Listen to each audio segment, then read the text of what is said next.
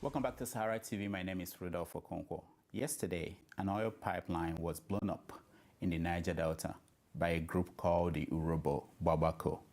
Their reason was government's neglect of Urhobo militants in pipeline contracts, protection contracts, offered to ex-militants from other ethnic groups.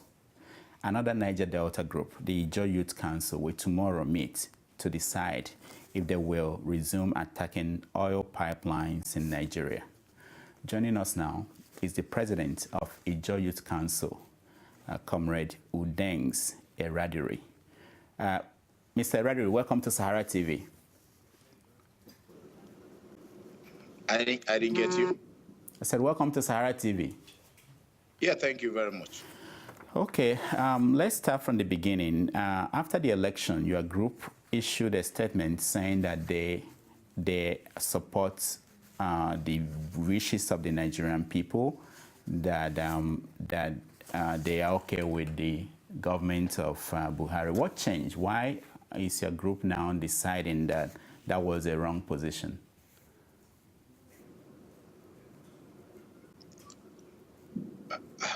Oh, the network is not, I don't know. Can you hear me? Yeah, I can hear you. Go ahead. I'm saying that what changed? Why did your group now decided that you have to have a meeting and decide on how to go forward? That in the original position you had, which was that you were okay with the election, is no longer tenable. No. That's not what we meant. Okay. We partook in the electoral process. We campaigned, just as every other candidate did, and eventually the results came out. Even though we were not happy about the issues, the irregularities that occurred in the electoral process, we accepted it because overall the wishes of Nigerians is that we get a new president, and we said yes. We have accepted the results as it came. We congratulated General Buhari, and then we said we will go back, sit down, and begin to look at the issues that led to the agitation in the Niger Delta in the first place. You see, we also had a problem when President Goodluck Jonathan was elected as president of Nigeria from the Niger Delta. It's like we thought that we had arrived, and so the issues about the environment, the issues about unemployment, the issues about corruption, and all those things that led to the agitation in the first place, it suddenly died down.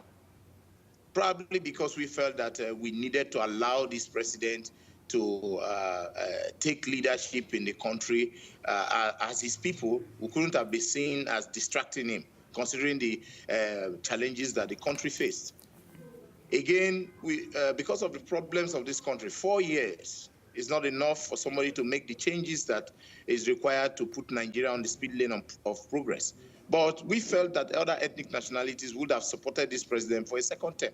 But unfortunately, the results are out, and the reverse is the case. We have said, while we are going to be supporting this president, we need to meet to look at the issues. While they were campaigning, the APC talked about building refineries in the Niger Delta.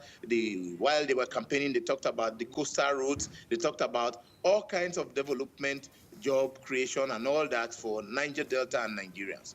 We said, let us go back to a meeting, look at their manifesto, so that we can hold the leadership responsible for their own words, to say, look, we are giving you X, Y, Z time frame to allow your government to operate.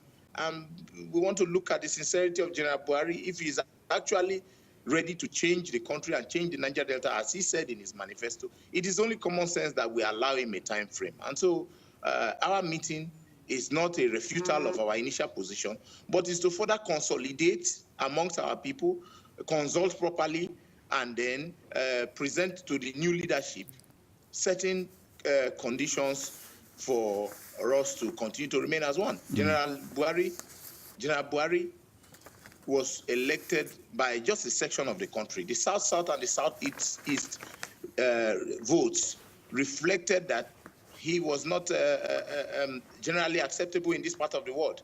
Today, he's the president. Okay. I get what you're saying, but let me go back to the beginning. So, are you condemning the Urobo group that decided to blow up pipelines 2 days ago? Well, it's not about condemnation, but the point is that I think that what they have just done is ill-timed. It had nothing to do with the elections. Prior to this, March 28, there was this pipeline surveillance contracts that were awarded to companies perceivedly owned by ex-militants in the Niger Delta, in the Southwest, and other parts of the country where they had oil installations. Their agitation had been that they needed to be part of the process because they also host oil installations within their environment. And it so happened that that incident started between the electoral process and now that people are talking about some people not accepting the results and some others saying that we are going to go, the Niger Delta was going to boil and all that. For me, it's ill-timed and it has no relationship with the results of the elections. Okay. They are only trying to agitate. They are only trying to agitate for inclusion in the pipeline surveillance contract that is being issued by the NNPC. Okay. Do you agree or disagree with Asari Dokubo and his own threat that he might go back to the creek to fight because of the outcome of the result? Asari is an individual who has a right to his opinion, but as the leader of the organization, the leader of the Ijaw Youth Council, and of course the foremost organization in the Niger Delta agitation for justice, we have said that. Okay, I think our connection with the president of the Ijaw Youth Council, we've lost it, and we try to reconnect with him, and we want to find out the meeting they are having tomorrow, what the meeting is all about. He's now saying that it's not a change in position, that they want to go there and review the APC agenda and see how they can work with Muhammadu Buhari. All right, okay, continue from where you stopped. Okay, like I said, the Ijaw Youth Council, I am president today. We condemn violence as a means of expressing ourselves in whichever form. And so we have felt that this is a government that was supported by the Northerners, was supported, while our brother was the president, he was supported by Northerners, he was supported by the Southerners and the Westerners. And so if another person is president today, I think that we should also give him the support. And then if we are not satisfied, then we can begin to look for other means to let our voices heard. I don't think that shedding blood will be the best way of shedding blood or destroying the environment. For instance, if you blow up a pipeline in the Niger Delta, it is our communities that suffer. It is our environment that suffer. We had learned from the past. And so going forward, we want to look for other sane means of sending our message rather than destroying our environment we are complaining or we are agitating that should be taken care of. So, okay. Hold on. He may have his opinion, certainly not speaking for the people. The people will meet tomorrow and then fashion out the best approach towards expressing our grievance. So your group, do you have any influence on Asari Dokubo's group or the Urobo group that decided to bomb the pipeline? Can you influence them? Do you talk to them? Do you have any way of passing across the same message? Well, I will reach out. I am coincidentally the coordinator of the ethnic nationalities movement in the Niger Delta. And so I will reach out to the Urobos and then we'll look for other means of agitating. We condemn what have been done. As for Asari, Asari was the second president of the Ijaw Youth Council. I am the 6th president.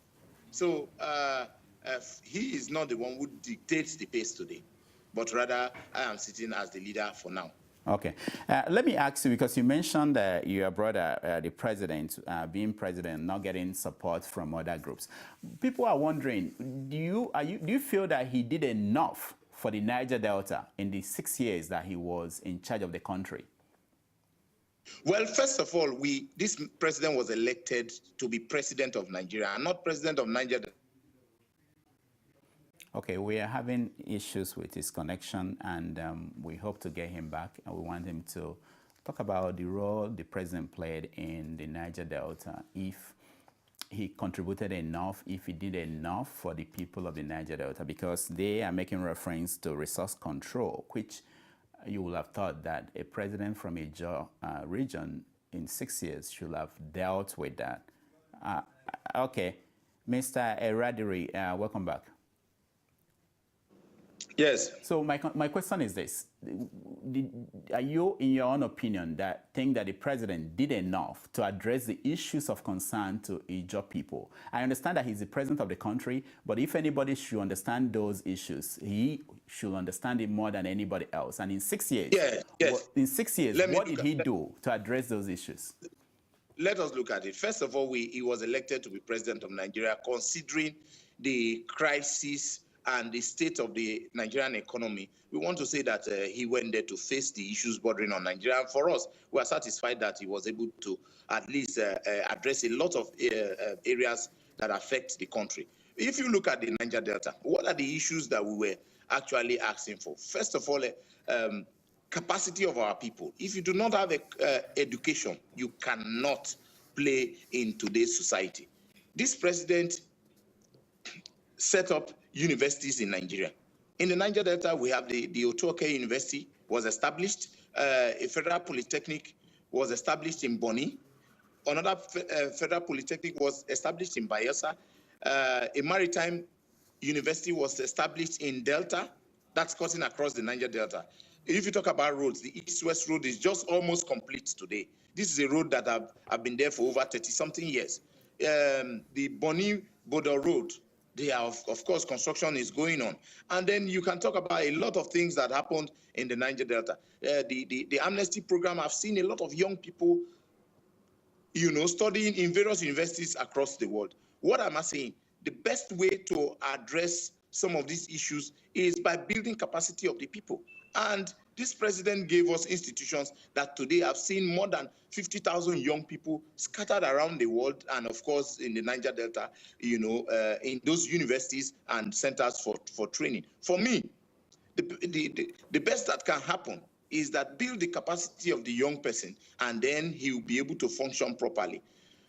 Above that, we were expecting that if he had come for the second term, it would have, of course, given him the opportunity to look inwardly into the Niger Delta. But overall assessment, we think that he actually did the best he could to begin the process of resolving the issues in the Niger Delta, and of course touched a few of them that a lot of people are benefiting today. If you look at the local content policy in the oil and gas sector, we have a lot of young Niger Deltans who today are playing in the oil sector, which ordinarily did not have an opportunity. But today there's a local content policy is rubbing off on a lot of young people in the Niger Delta. The power sector, there are a lot of power plants and IPP projects that have been commissioned in the Niger Delta. Most of them have a lot of Niger Deltans participating in the process of acquiring those power plants, and of course in the distribution arrangement that is put in place. So if you look across board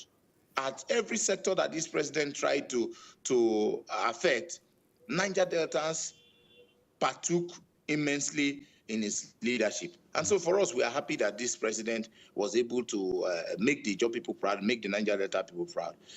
Nigeria's problems didn't start today.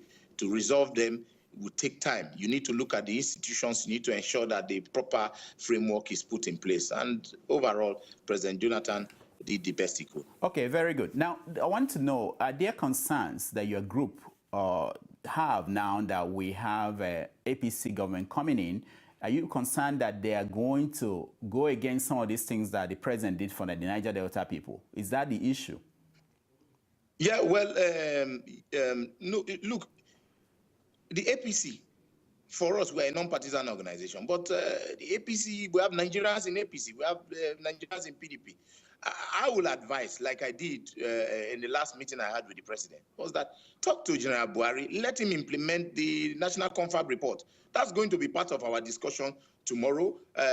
We are looking at insisting that the National Confab report be implemented by the incoming administration, because that report, I will say, 50% of the problems of Nigerians will be solved by the implementation of that report, be it north, south, east, west, or the middle belt. And so any government that believes in the change they are talking about must begin to look at those policies of the past administration that will rub off to bring good things for the people and will not throw them away.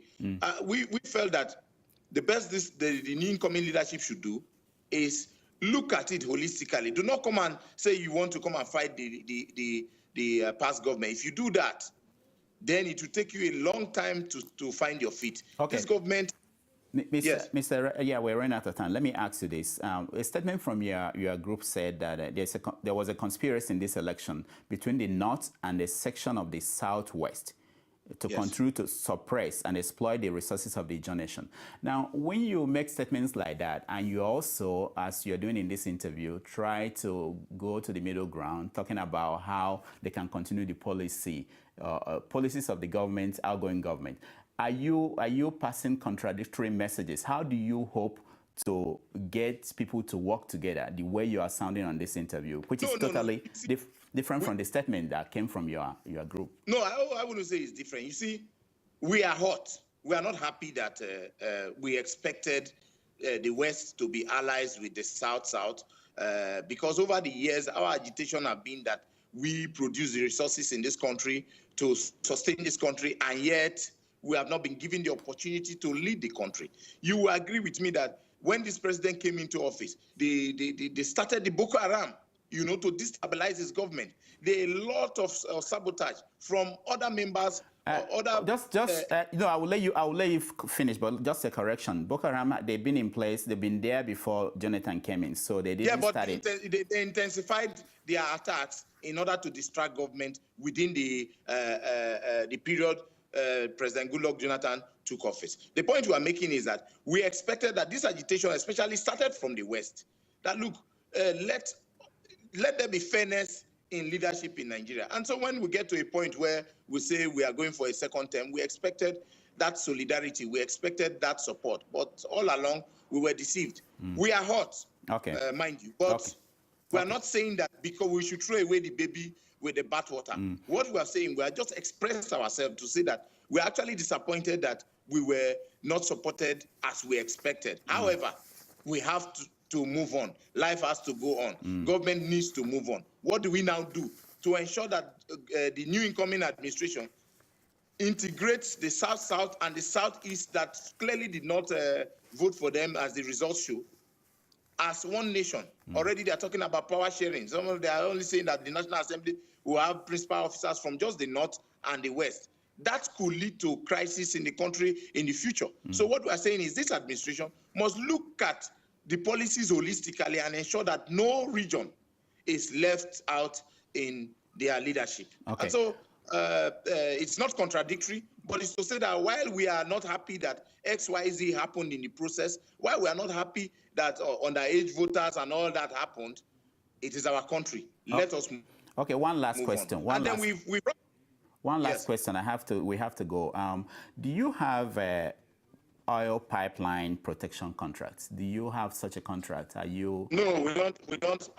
As IYC, we are not part of it. I had frowned at it the last time they were discussing it. I said we are the organization that is in charge of the Niger Delta. So why give it to a group of people, ex-militants? I was part of the amnesty process in the beginning, and we were part of those who designed the pipeline protection process. What we said was that if you are going to grant amnesty to a group of ex-militants or ex-agitators, what of the communities that host oil activities and also have a lot of young people that are prone to being used for violence and criminal activities? There must be deliberate attempt to engage those young people in the communities, and that's where the pipeline contract was designed. But in implementation, they now handed it again back to the same people that ordinarily should have been in classrooms learning one trade or the other.